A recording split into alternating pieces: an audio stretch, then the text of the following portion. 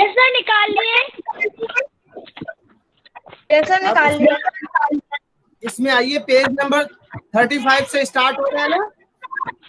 Yes sir. देखो, check करो, सबको दिख रहा है? एक बार देखो इधर। Yes sir. ये एक ब्यूरियल साइट है बेटा। कैसे ब्यूरियल्स बने होते थे ये उसके बारे में दिखाया गया। देखो ये वाला। Yes sir. निकाल लो, एक बार देख लो, चेक कर लो इसको। सबकी बुक्स में होगा ये। यस सर है। यस सर है। और जो हमने पीपीटी से पढ़ा था ना बेटा, वो तो मैंने इंटरनेट से 35 से आ गया बेटा, 35 से आ गया। Yes sir. और बेटा किसी की प्रॉब्लम? और किसी की प्रॉब्लम? सर मिल गया। मिल गया बेटा? Yes sir. ओके, चलो अब स्टार्ट करें, आज की क्लास स्टार्ट करें। Yes sir. ओके बेटा, माइक म्यूट कर लीजिए सब लोग। Page number. सब लोग माइक म्यूट कर लीजिए। सर। Yes yes 40। सर वो हड़प्पा वाला सर एक बार और सेंड कर दीजिएगा। Okay, thank you sir. चलो अब page number 14, chapter number 4, maths. Okay,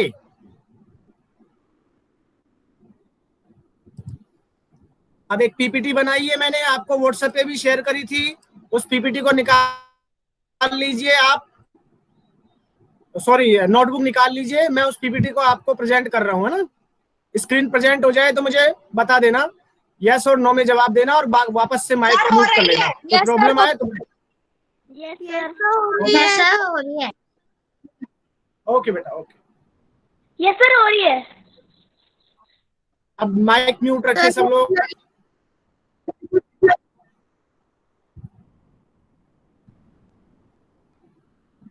ये देखो, ये आपके मैंने क्लास के ग्रुप में, ये देखो ये पीपीटी मैंने आपको यहाँ शेयर करी थी ना।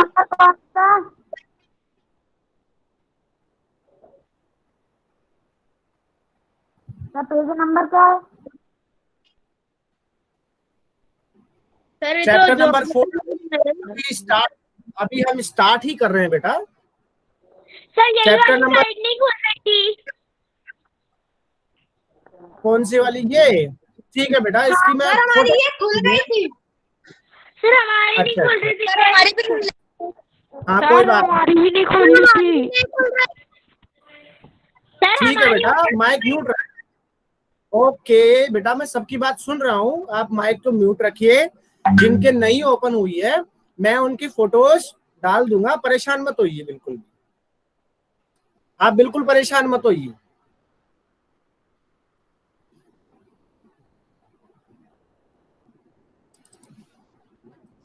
सर हमारे अंदर 10 का ऐप खुल जा रहा है।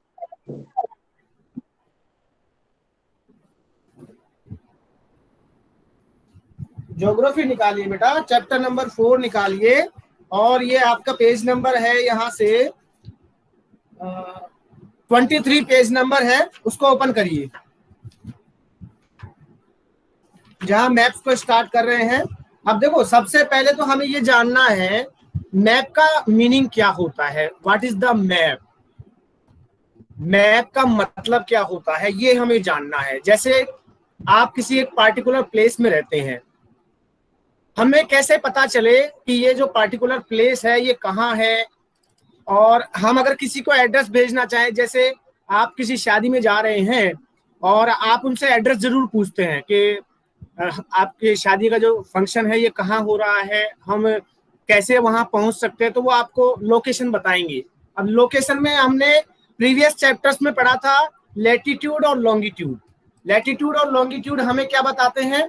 हमें उस पार्टिकुलर प्लेस की लोकेशन बताते हैं। अगर हम ग्लोब पर उस चीज को देखना चाहते हैं तो हमें किसकी मदद मिलती है? अगर एक्चुअल उस पोजीशन को देखना चाहें ग्लोब के बेस पे, तो हमें दो चीजों की आवश्यकता होती है, एक तो लॉन्गिट्यूड और एक लैटिट्यूड।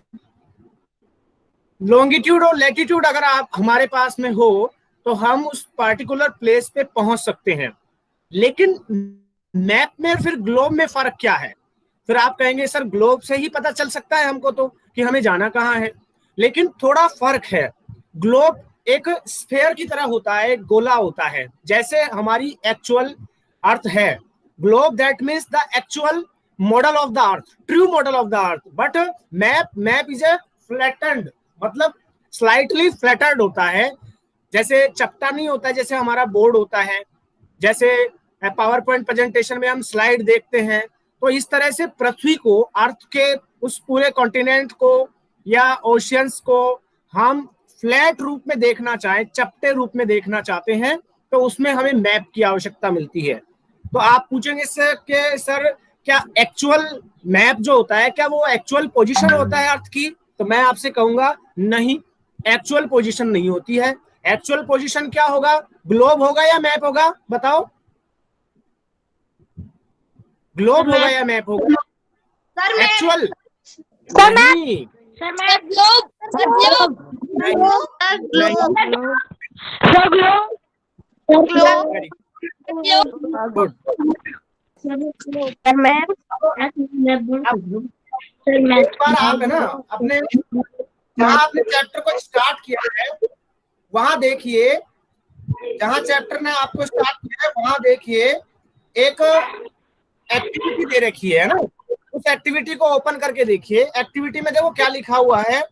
आपको एक रबर बॉल देनी है, जैसे रबर की बॉल नहीं होती फुटबॉल की तरह, वो जो फुटबॉल की बॉल है इस तरह हमारा ग्लोब होता है। Please please mute your mic, please all the student please mute your mic. अगर आप माइक म्यूट रखेंगे तो मेरी आवाज अच्छे से आएगी, वरना मैं आपको बता नहीं पाऊंगा फिर। अब उस एक्टिविटी के हिसाब से आपको ये देखना है, अगर आप फुटबॉल की बॉल को लेकर के देखते हैं तो उससे आप समझ जाते हैं ये ग्लोब की शेप कैसे होती है। अब जैसे आपको भी पावर पॉइंट प्रेजेंटेशन से मैं दिखाऊंगा, ये पता नहीं ओपन नहीं हो रहा है, थोड़ा सा टेक्निकल प्रॉब्लम है इसमें, इसको ओपन हो जाने दो एक बार, उसके बाद में हम इसके बारे में डिस्कस करेंगे थोड़ा सा।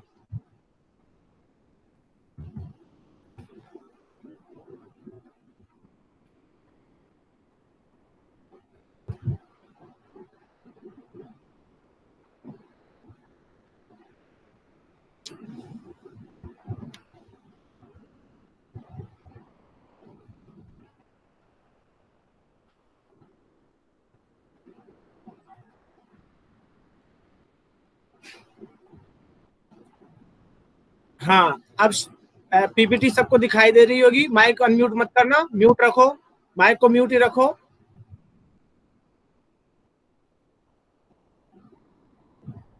स्टार्टिंग में प्रॉब्लम होती है बेटा एक बार, फिर उसके बाद में हम इसको रेगुलरली आराम से करते हैं।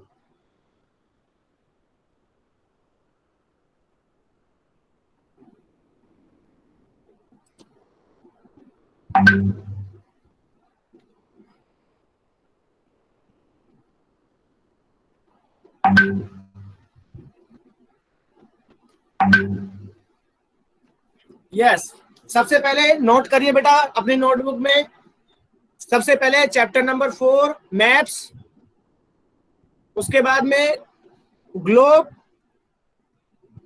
पहले चैप्टर का नाम लिख दीजिए, उसके बाद में नोट करिए ग्लोब। ग्लोब क्या होता है? एक केवल एक सिंगल डेफिनेशन लिखनी है सभी को।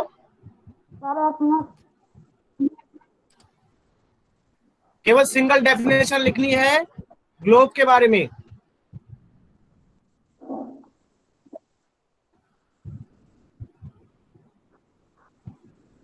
ग्लोब के बारे में एक सिंगल डेफिनेशन लिखनी है हमको कि ग्लोब क्या होता है। यस बेटा, यस यस यस।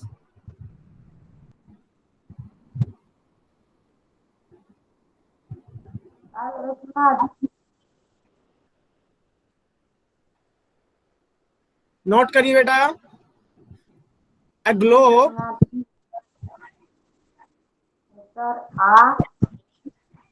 कोई बीच में नहीं बोलेगा, अपना माइक म्यूट रखेंगे, प्लीज प्लीज प्लीज सर अपना माइक म्यूट रखिए।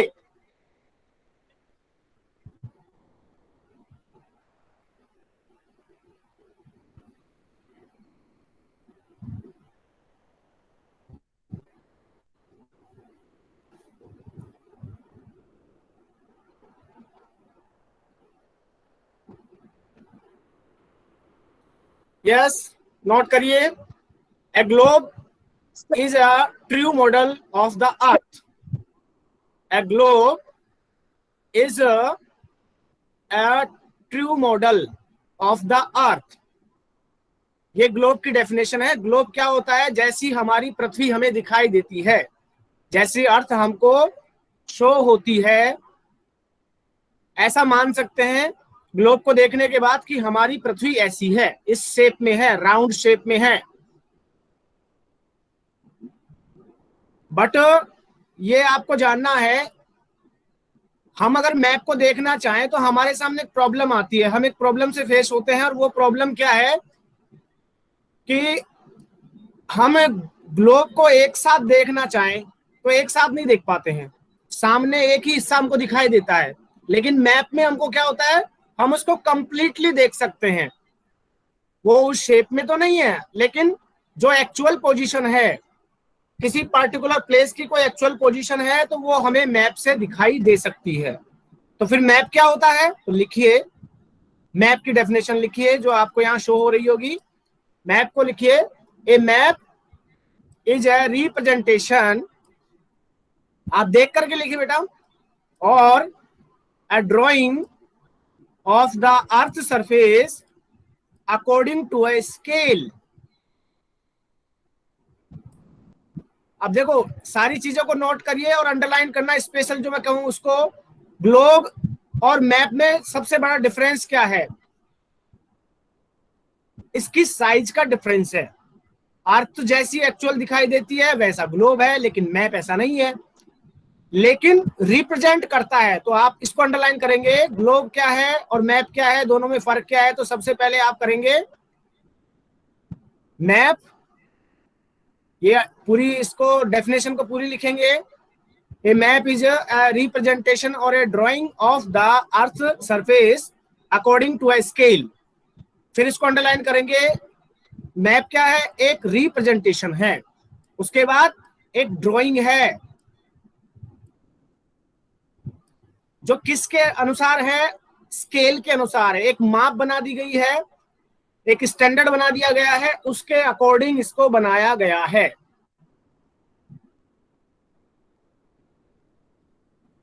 अब हम पृथ्वी को होल देखना चाहें, पूरे एक साथ हम अगर अर्थ को देख, यस और नो मत बोलिए बेटा प्लीज, बीच में मत बोलिए। अब जहां प्रॉब्लम हो वहां बोलिए।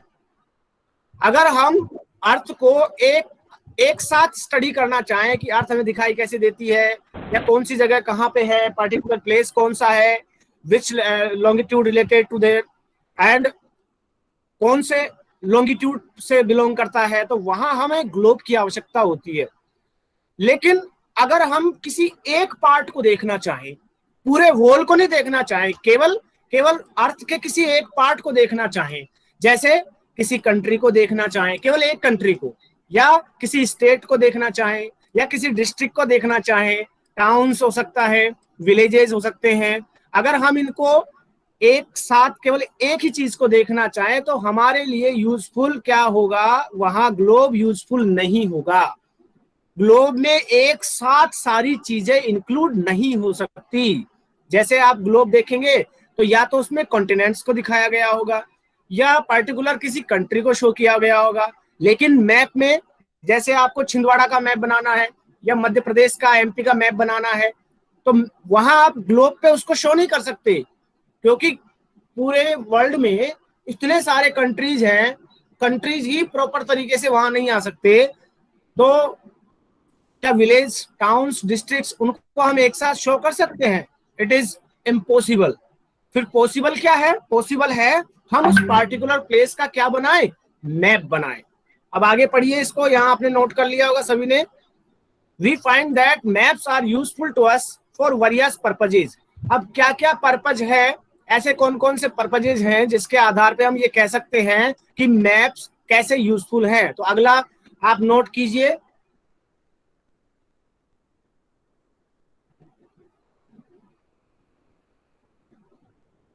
अगला पॉइंट नोट करिए, यूजफुल मैप्स, और उसको ब्लॉक में डाल दीजिए, एक बॉक्स बना दीजिए, बॉक्स में डाल दीजिए मैप, यूजफुल मैप्स, इसको आप बॉक्स में डाल दीजिए। अब फर्स्ट पॉइंट लिखिए।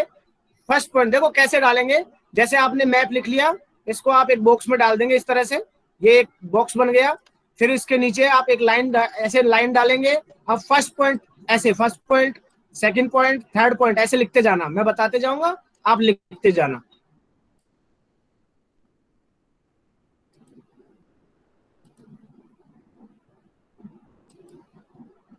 देखो सबसे पहले one map shows a small area and a few facts.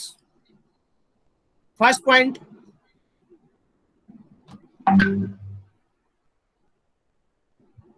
एक मैप में आप एक छोटे से छोटे एरिया को भी शो कर सकते हैं और उससे रिलेटेड सारी चीजें आप शो कर सकते हैं। आप मैप देखिए, ये अच्छे से शो नहीं हो रहा है, ये पिक्चर एकदम क्लियर नहीं है, सॉरी उसके लिए, लेकिन एक मैप की आकृति आपको दिखाई दे रही है। ये बांग्लादेश का मैप बना हुआ है। तो बांग्लादेश के मैप में यहाँ उसके स्टेट्स दिए हुए हैं और कुछ एरियाज दिए हैं। इसी तरह से दूसरा मैप भी दे रखा है। तो आप कोई मैप बनाते हैं, आप उसमें उससे रिलेटेड स्मॉल एरियाज, फ्यू जो फैक्ट्स होते हैं उससे रिलेटेड आप उसको शो कर सकते हैं। अनदर मैप, सेकंड पॉइंट इसमें आप डालेंगे, अभी लिख सकते हैं, लेकिन अभी आपको पावर पॉइंट प्रेजेंटेशन आपको प्रोवाइड करवा दिया गया है, आप इसको लिख सकते हैं। केवल आपको ध्यान रखना है कि क्या क्या पॉइंट्स बनाने हैं। अनदर मैप में contain as many facts as a big book. अगर कोई दूसरा मैप भी हम बनाना चाहे तो जैसे एक बड़ी पुस्तक होती है जिसमें बहुत सारे फैक्ट्स होते हैं, उसी तरह से आप मैप में भी सारे फैक्ट्स को नोट कर सकते हैं। अगर आपने एक छोटे एरिया का अगर मैप आपने बनाया है तो कई बार क्या होता है, एक साथ हम बहुत सारे मैप्स को एक साथ एक बुक में ले लेते हैं जिसमें बहुत सारे फैक्ट दिए होते हैं। अगर ऐसी कोई बुक होती है जिसमें केवल मैप्स दिए हो और फैक्ट दिए हो, उस बुक को कहा जाता है एटलस। उस बुक का नाम होता है एटलस। तो एटलस जो बुक होती है वो कौन सी बुक होती है, उसमें एक साथ कई मैप दिए हुए होते हैं और कई फैक्ट उसमें दिए होते हैं। वेरी गुड, शाबाश। तो अब एटलस का मतलब जान गए। Atlas, that means a book contains many facts and many maps are put together. एक साथ बहुत सारे मैप्स दिए हो, फैक्ट दिए हो। ओके, नेक्स्ट देखिए, एटलस जो होते हैं वो कई डिफरेंट साइजेस में होते हैं। Atlas are of different sizes, measurements drawn on different scales. उनमें जो मेजरमेंट, जो पैमाना दिया होता है अलग अलग साइज का होता है। जैसे अब मैप्स भी कई प्रकार के होते हैं, अब इसी से समझ में आएगा कि कौन कौन से टाइप के होते हैं। मैप्स हमको इतनी ज्यादा इंफॉर्मेशन देते हैं जितना एक ग्लोब नहीं दे सकता। तो ये भी एक डिफरेंस हो गया मैप में और ग्लोब में। पहला डिफरेंस क्या हुआ मैप में और ग्लोब में, कि मैप फ्लैटन होता है। फ्लैटन का मतलब जैसे समतल आकार का नहीं होता, जैसे हमारा बोर्ड होता है, जैसे आपको ये स्लाइड दिखाई दे रही है। और ग्लोब कैसा होता है, ग्लोब गोल होता है। दूसरा जो मैप होता है वो हमें छोटे स्केल पे, छोटे स्मॉल एरिया को एक्चुअल स्केल पे हमको शो कर सकता है, लेकिन ग्लोब ऐसा नहीं कर सकता। ग्लोब होल एरिया को एक साथ शो करता है, जिसमें डिस्ट्रिक्ट, कंट्रीज, इन सबको एक साथ शो नहीं कर सकते हम। या तो कॉन्टिनेंट्स को शो करेगा, या अगर कंट्रीज भी हो गए तो छोटे छोटे कंट्रीज को नहीं कर पाएगा। जो बड़े एरियाज हैं जो एक साथ आ सके स्केल में, उसको। तीसरा इसका डिफरेंस क्या हो गया कि एक मैप में बहुत ज्यादा इंफॉर्मेशन होती है अकॉर्डिंग टू स्केल, और अगर हम बात करें कंपैरिजन में तो ग्लोब में इतनी इंफॉर्मेशन हमें अवेलेबल नहीं हो पाती है। तो ये भी डिफरेंस हो गया। अब हम ये देखेंगे कि कौन कौन से टाइप्स होते हैं मैप्स की जो हमें इंफॉर्मेशन प्रोवाइड करवाते हैं।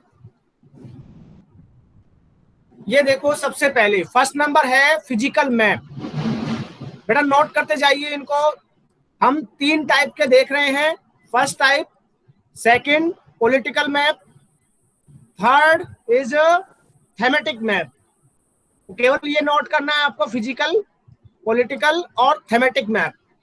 अब क्या होता है मैं इसको डिफाइन कर दूंगा, आप जब नोट्स बनाएंगे, की नोट्स बनाएंगे, तो वहां इसको आप और अच्छे से डिफाइन कर सकते हैं। First is physical map. In physical map showing natural features, जो हमारे नेचुरल रिसोर्सेज हैं, नेचुरल जो डोमेन्स हैं, लैंडफॉर्म्स हैं, उनको अगर हम डिफाइन करना चाहें तो वो बनेगा फिजिकल मैप। जैसे mountains, plateaus, plains, oceans, rivers. Sir की डेफिनेशन लिखना है? नहीं बेटा, केवल नाम लिखना है फिजिकल मैप, और उसके एग्जाम्पल लिख देने हैं, जिसमें सबसे पहले आप लिखोगे फिजिकल मैप, आफ्टर दैट उसमें लिखोगे नेचुरल फीचर्स। फिर नेचुरल फीचर्स कौन कौन से हैं, तो एग्जाम्पल लिखोगे mountains, plateaus, plains, oceans, rivers. अगर कोई मैप हो, देखो एक आप एग्जाम्पल देख सकते हैं, you can see the example of physical map. In physical map many facts contains in it, like mountain, plateaus, plains। ये अर्थ के सरफेस एरिया में, अर्थ के सरफेस एरिया पे जो भी डोमेन्स हैं, जो लैंडफॉर्म्स हैं, जो फीचर्स हैं, जो नेचुरल फीचर्स हैं, उनको आप आराम से आसानी से देख सकते हो मैप के सहारे। तो ऐसा मैप जो फिजिकल और रिलीफ या नेचुरल फीचर्स को शो करता हो, जो आप यहाँ एग्जाम्पल देख सकते हैं, ऐसा मैप जो होता है इसको हम फिजिकल मैप बोलते हैं। सेकंड आप नोट करेंगे, सेकंड नोट करेंगे आप पॉलिटिकल मैप। सेकंड होगा पॉलिटिकल मैप।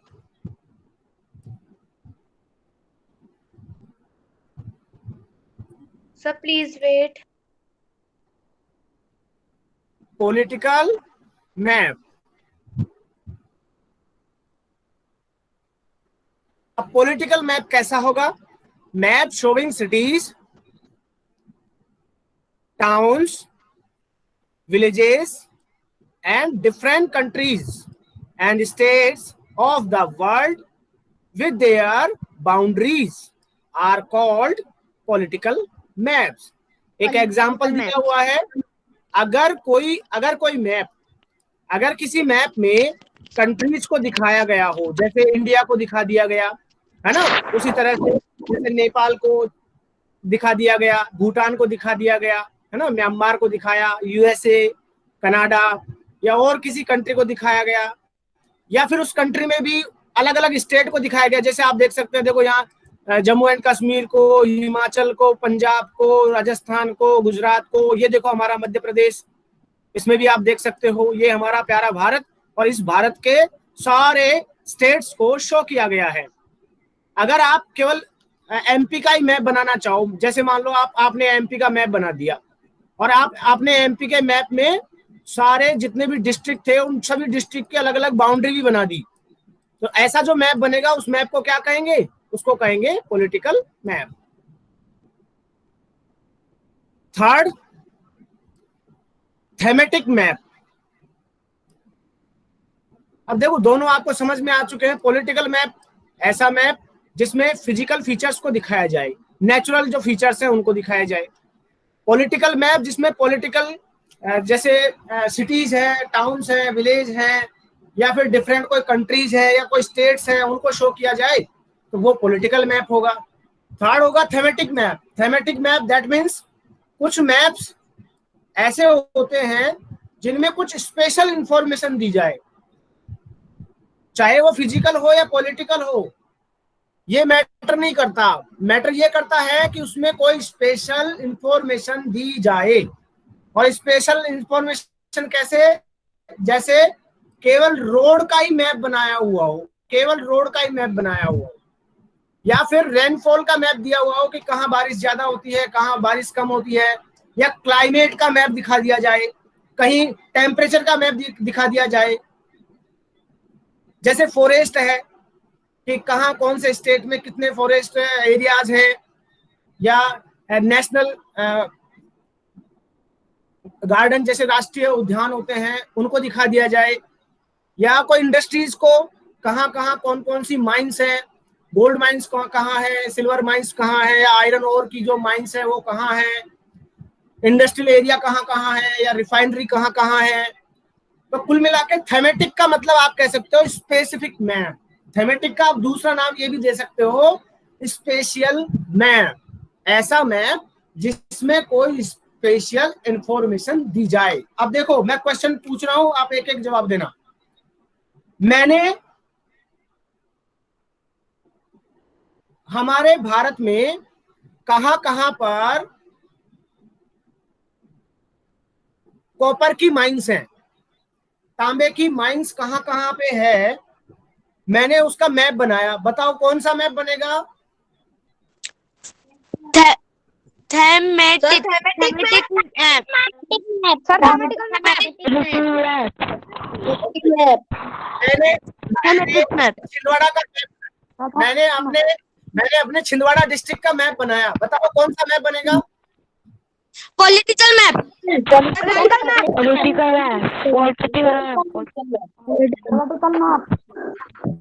अब मैंने फॉरेस्ट एरिया का इंडिया में कहाँ कहाँ फॉरेस्ट एरियाज है उनको डिस्ट्रीब्यूट किया और उसका एक मैप बनाया। बताओ किससे रिलेटेड होगा?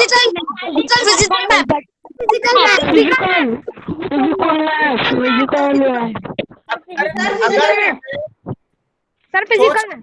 तो सोच के जवाब दो। ऐसा फिजिकल मैप। गलत बोल रहे हो सब लोगों का आंसर सर गलत है। Physical map. सर गलत फिजिकल आंसर है। Practical map. Thematical map. Thematical map. Sir physical. Right, yes. Physical क्यों होगा? मैंने कहा अभी तो अगर किसी स्पेशल इंफॉर्मेशन को हमें प्रोवाइड करवा हो तो वो फिजिकल क्यों होगा? फिजिकल तो वो होगा जिसमें हम, यही तो कंफ्यूजन है, इस कंफ्यूजन को ही तो दूर करना है कि फॉरेस्ट एरिया को डिस्ट्रीब्यूट कर दिया मैंने ये नहीं बताया कि प्लेन्स कहाँ है, ओशंस कहाँ है या रिवर्स कहाँ है। मैंने तो ये बताया कि फॉरेस्ट एरियाज को डिस्ट्रीब्यूट कर दिया हमने। तो आप जो मैप बनाएंगे वो किससे रिलेटेड होगा? तो वो थेमेटिक होगा। ओके, वापस से एक बार फिर से ब्रीफ समझ लो। वापस से माइक म्यूट करो सब लोग अपना। कृतिका माइक म्यूट करो, अंश माइक म्यूट करो। यस यस, देखो सबसे पहले फिजिकल मैप नेचुरल फीचर्स को अगर हम डिवाइड करेंगे या नेचुरल फीचर्स को हम दिखाना चाहेंगे, बताना चाहेंगे, तो वो क्या होगा? वो बनेगा फिजिकल मैप। अगर हम किसी सिटी को, टाउन्स को, विलेज को, स्टेट को या कंट्रीज को डिवाइड करेंगे, उनकी बाउंड्रीज को बनाएंगे, तो वो बनेगा पॉलिटिकल मैप। और जो किसी स्पेशल इंफॉर्मेशन को हमें प्रोवाइड करवाए, जैसे कोई कंट्री है या किसी कंट्री के बारे में वहां ठीक है बाउंड्री बनी हुई है, लेकिन किसी एक पार्टिकुलर चीज को वो शो कर रहा है। जैसे यहाँ देखो एक मैप दिया हुआ है, ये वाला देखो, यहाँ मैप जो दिया हुआ है, ये वाला मैप जो दिया हुआ है, ये किसी स्पेशल इंफॉर्मेशन को प्रोवाइड करवा रहा है, जबकि ये बाउंड्री बनी हुई है ना। तो आप कहोगे सर ये तो पॉलिटिकल मैप है। नहीं है, इसमें जो इंफॉर्मेशन है वो इंफॉर्मेशन किससे रिलेटेड है? वो उस पार्टिकुलर कंट्री से रिलेटेड है। तो इसमें कोई स्पेशल इंफॉर्मेशन है, इस वजह से हम इसे थेमेटिक मैप कहेंगे। नेक्स्ट देखो स्केच। अगला पॉइंट लिखो आप, स्केच क्या होता है? What is a sketch? आपको एक मैप भी दिखाया गया है, इसमें पिक्चर दिखाई गई है, ये किसी का स्केच बना हुआ है। अब स्केच क्या होता है, पढ़िए इसको। A sketch is a drawing mainly based on memory and spot observation and not to scale. अब समझना है यहाँ पे, एक मैप जो होता है वो स्केल पे बेस होता है।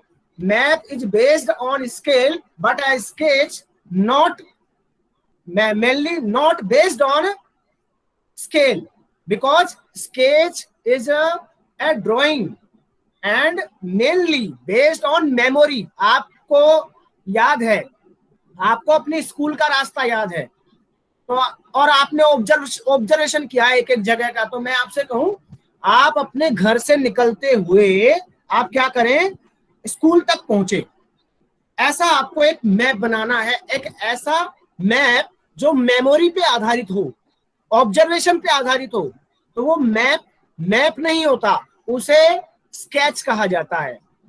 आगे पढ़िए इसी को। Sometimes a rough drawing is required of an area to tell where a particular place is located with respect to others places. यानी कोई एक एरिया जिसको आप ड्रॉ करना चाहो, आप किसी को बताना चाहो, जैसे कई बार होता है ना, हम किसी मार्केट में कहीं जा रहे होते हैं, अब आपको है ना बुक लेनी है, तो आप कहेंगे uncle where is Gupta store, तो वो कहेंगे ऐसा करो सीधे जाना, go to straight and turn left, आप लेफ्ट में घूम जाना। तो आप कहेंगे सर बताओ ना, हमको समझ में नहीं आ रहा। तो वो क्या करेगा, एक पेन लेगा, एक पेपर लेगा और एक ऐसे बनाएगा, देखो ये यहाँ पे वीआईपी रोड है, यहाँ से आप सीधे जाओगे, हाँ ठीक है ओके, यहाँ पे आपको एक वुडलैंड का शोरूम मिलेगा, ओके मिलेगा, वो ऐसे गोल सा बना देगा, देखो ये वुडलैंड का शोरूम मिलेगा, उसके बाद में देखो आगे जाओगे, जैसे ऐसे समझो, यहाँ से समझाता हूँ आपको मैं।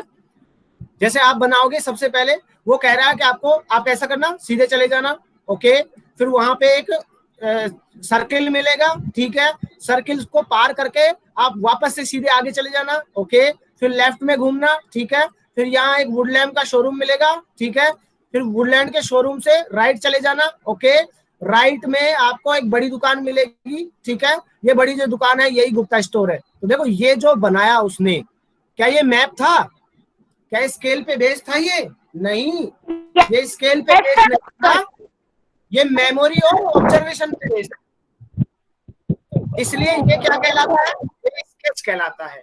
नेक्स्ट देखिए, suppose you want go to your friend's house but you don't know the way। आप अपने दोस्त के घर जाना चाहते हैं लेकिन आपको रास्ता पता ही नहीं है। your friend will make a rough drawing to show the way to his her house। यानी उसके घर, या कोई लड़की भी हो सकती है या कोई लड़का हो सकता है, आप उसके घर जाना चाहते हो, आप उससे पूछ रहे हो कि तो आपका घर कहाँ है, where is your house, फिर वो आपसे बताता है कि आप इस तरह से यहाँ जाना, ऐसे जाना, वैसे जाना, उसके बाद में मेरा घर मिल जाएगा। तो ये जो रफ ड्राइंग बनाई ना, इसे ही क्या कहा जाता है, स्केच मैप कहा जाता है। ये कौन सा मैप बनेगा, ये मैप बनेगा, स्केच मैप। और इसका एक एग्जांपल यहाँ आप देख सकते हैं, इसका आपको एग्जांपल यहाँ आपको दिख रहा होगा सामने, यहाँ देखो ये स्केच मैप है और ये भी एक स्केच मैप बना हुआ है, ये वाला भी एक स्केच मैप है। नेक्स्ट देखो, इसी में अगर हम स्मॉल एरिया पे, एक तो होता है स्केच और एक होता है प्लान, तो अब यहाँ पढ़ेंगे प्लान। अगर किसी छोटी जगह को, किसी छोटे एरिया को हम बड़े बड़े स्केल पे बताएं, a small area on a large scale, अगर कोई छोटी जगह हो, जैसे आपने यहाँ स्केच बनाया, तो स्केच में तो क्या किया था हमने, बड़ी जगह को छोटी छोटी साइज में दिखाया। बहुत बड़ी जगह थी, गुप्ता स्टोर बहुत बड़ा था, लेकिन हमने उसका एक छोटा सा ये ड्राइंग बना दिया कि ये गुप्ता स्टोर है। क्या इतना साइज थोड़ी है, वो नहीं है ना, लेकिन बड़ी जगह को हमने, लार्ज जो एरिया था उसको हमने स्मॉल साइज में बदल के उसको बनाया, तो ये तो स्केच है। और प्लान कैसा होता है, एक छोटा सा कोई एरिया है उसको हमने बड़ा प्लान किया, जैसे आपका मकान, आपका जो हाउस है, आपका जो घर है, आप अगर अपने घर को बड़े एरिया से आप डिस्क्राइब करो तो वो कहलाएगा प्लान। और प्लान में क्या क्या चीजें होती हैं, ये आपको बहुत सारी इंफॉर्मेशन देता है। Large scale map gives a lot of information. Large scale पे जो मैप बना होता है वो आपको बहुत ज्यादा आपको इंफॉर्मेशन देता है, but they are certain things which we may sometimes want to know sometime. लेकिन कई बार क्या है, हमें वही चीजें चाहिए होती है जिसके बारे में हम बात कर रहे हैं या जिसके बारे में हम पूछना चाहते हैं। जैसे मैं आपसे कहूं कि आप अपने रूम के बारे में मुझे बताइए, तो आपने रूम का एक पूरा प्लान तैयार कर लिया। जैसे आप देखो, ये एक रूम का दिया हुआ है, ये किसी का रूम है, उसमें दिखा रखा है कि कौन सी जगह कौन सी चीज रखी हुई है, कौन सी जगह कौन सी चीज कैसे रखी हुई है। ये टेबल है, सोफा सेट है, यहाँ पे कोई मशीन रखी हुई है, ये यहाँ पे कोई टेबल रखा हुआ है। तो आपने अपने पूरे रूम का पूरा प्लान तैयार कर लिया। तो प्लान क्या होता है, एक छोटे से एरिया को आपने बड़े स्केल पे बनाया, उसको हम क्या कहेंगे, उसको हम कहेंगे प्लान। जैसे example, length and breadth of a room, एक रूम की लंबाई और चौड़ाई को आपने प्लान करके बनाया। अब इसको मैप में तो शो कर ही नहीं सकते, कैसे शो करेंगे? अब जिस समय आपको कहा गया कि आप उसका एक स्केच बनाइए, तो ऐसा स्केच, ऐसा मैप जो छोटे एरिया को बड़े स्केल पे बना सकता हो, उसे कहा जाता है प्लान। तो देखो, स्केच में और प्लान का मतलब दोनों का डिफरेंस, स्केच और प्लान। स्केच कैसा होगा? बड़े एरिया को छोटे स्केल पे बनाया, बड़े एरिया को हमने छोटा करके दिखाया। प्लान कैसा होगा? छोटे एरिया को बड़े स्केल पे बना करके दिखाया। तो दोनों में फर्क हो गया। ये एक रो स्केच होता है, रो ड्राइंग होती है, ये भी एक रो ड्राइंग होती है, दोनों में सिमिलरिटी भी है। ये स्केल पे बेस नहीं होता है, स्केच जो होता है ये स्केल पे बेस नहीं करता है, इसका कोई स्केल नहीं होता, ये मेमोरी पे डिपेंड करता है। लेकिन प्लान कैसा होता है? प्लान एक स्केल पे बेस होता है। तो ये आपने शायद समझा होगा। Next, components of map. ये छिप रही है, दिखाई नहीं दे रहा है, इसको लिखो आप, कंपोनेंट्स ऑफ मैप्स। अब मैप में क्या क्या चीजें होती हैं? मेनली मैप में there are 3 types of components of map. एक जो मैप होता है उसमें टोटल 3 कंपोनेंट्स होते हैं। First is distance, second is direction and third is symbol. Map में मेनली 3 चीजें होती हैं। अगर ये 3 चीजें हैं तो उसे हम मैप कह सकते हैं। अगर इनमें से कोई भी एक चीज नहीं है तो उस मैप को रीड नहीं कर सकते, पॉसिबल नहीं है। ये तीनों होंगी तो ही वो मैप कहलाया जाएगा। जैसे डिस्टेंस, कौन सी जगह किससे कितनी दूर है, वो एक स्केल पे बना होता है। मैप जो होता है उसका एक स्केल होता है, जैसे 1 centimetre is equal to 100 kilometre. कोई मैप होगा तो उसमें कहीं ना कहीं नीचे लिखा होगा कि RF कितना है इसका, और RF का मतलब होता है उसका स्केल कितना है। यानी अगर मैप में कोई चीज 1 सेंटीमीटर की दूरी पे है, इसका मतलब ये वहां लिखा होता है कि 1 centimetre is equal to 100 kilometre. यानी 1 सेंटीमीटर की जो जगह है मैप की, उसको 100 किलोमीटर के बराबर माप पर लिया गया है, स्केल पर लिया गया है। दूसरा है इसमें डायरेक्शन। मैप में डायरेक्शन जरूर होता है, दिशा। कौन से डायरेक्शन में कोई चीज जो एक्चुअल है मैप में वही दिखाई जाती है। ऐसा नहीं है कि MP के पड़ोस में, MP का नेबर जो स्टेट है वो UP है, तो UP नॉर्दर्न साइड में है, हम उसको साउदर्न साइड में लिख लें, ऐसा नहीं होगा कभी भी। अगर MP के नॉर्थ में उत्तर प्रदेश है, UP है, तो वो नॉर्दर्न साइड में ही होगा मैप में भी।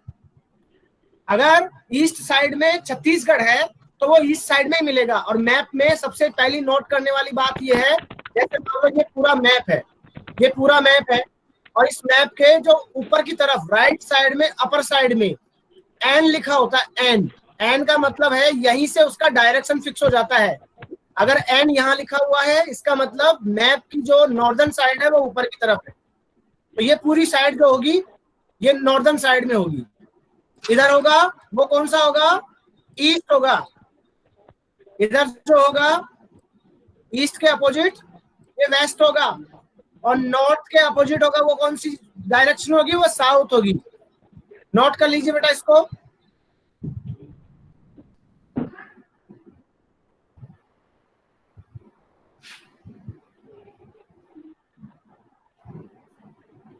सर कर लिए नोट। Yes sir. ओके, ठीक है। नेक्स्ट, अब सबसे पहले तो वो डिस्टेंस को पढ़ो। डिस्टेंस क्या होता है इसको पढ़ेंगे। चलो खैर अभी टाइम भी हो गया है, तो आपको रेस्ट करना भी जरूरी है बेटा। आप क्या करोगे, आज इस PPT को पढ़ोगे, और जो मैंने आपको नोट्स बनाने के लिए कहा है उनके नोट्स बनाओगे। कोई प्रॉब्लम होगी आप मुझे मैसेज कर सकते हैं, कॉल कर सकते हैं, मुझे बता सकते हैं। नेक्स्ट क्लास में हम डिस्टेंस, डायरेक्शन और सिंबल के बारे में पढ़ेंगे। ओके बेटा, सर हमने सबके स्क्रीनशॉट मार लिए। Yes sir. Very good very good. Sir ठीक हमने है, स्क्रीनशॉट ले लिए। ओके बेटा, सर हमने भी ले लिए स्क्रीनशॉट। ओके बेटा, okay. Yes third question answer भेज दीजिए आप। यस सर ओके बेटा, सर सर सर आप थर्ड चैप्टर यस एक बार फिर भेज दीजिएगा। ओके, समझ में आया बेटा? आज मैं वाला चैप्टर सभी को समझ में आया? Yes sir. Yes yes sir. Sir. Yes sir. Okay बेटा, जय हिंद। जय सर। जय Hind sir. Have a good day. Okay बेटा, जय Hind Very good sir. day. Sir third chapter एकदम मस्त रहिए, अच्छे से रहिए, अपनी हेल्थ का ध्यान रखिए और सुबह सब लोग एक्सरसाइज करिए। जो धनराज सर करवा रहे हैं, एक्सरसाइज करते रहिए बेटा, ताकि हम हेल्दी रहें। कोई भी बीमारी हो हमें छू भी नहीं सकती अगर हम अपने शरीर को मजबूत बनाएंगे तो। सर हम आपको आज पूरे ज्योग्राफी का वर्क भेज देंगे। हाँ बेटा, हाँ, जिन बच्चों ने अभी तक भेजा नहीं है वो सब अपना फीडबैक भेजो बेटा मुझे। सर हमने आपको हिस्ट्री का भेज दिया सर, ज्योग्राफी का। Yes sir. यस यस, ठीक है बेटा, लेफ्ट कर दो, सब लोग लेफ्ट हो जाओ बेटा। जय हिंद सर। जय हिंद सर, बाय सर। जय हिंद सर। Bye sir. जय हिंद। ओके, जय हिंद बेटा, जय हिंद, जय हिंद, जय हिंद।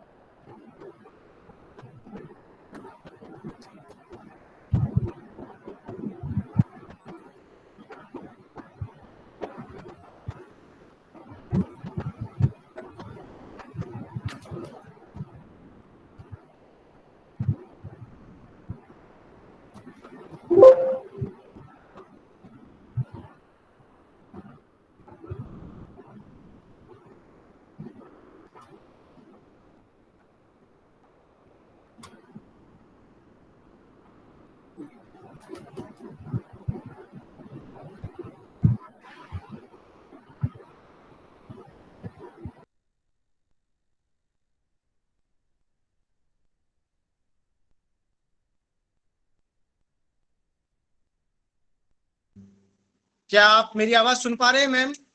Good afternoon ma'am.